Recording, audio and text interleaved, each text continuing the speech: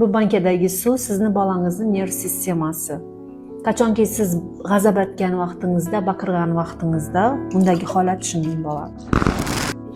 Ba'zi bir holatlarda bolam dum agressivniy bo'lib qoladi. O'zini o'zi qichqiradi, o'zini yomon his etadi. Shu vaqtda men undan battar qichqiraman, o'zimni boshqarib bilmay qolaman. Bu holatda siz o'zingizni nazorat etishni o'rganishingiz kerak. Bu holatdan ishlatishingiz kerak. Boladan battar qichqirmang, astan bolani yonida bolani tinchlantirib, o'tistirib qo'yib, sokin ovozda, ya'ni toningizni pasaytirib, bir xil tonda bolaga vaziyatni astan tushuntirib berish kerak.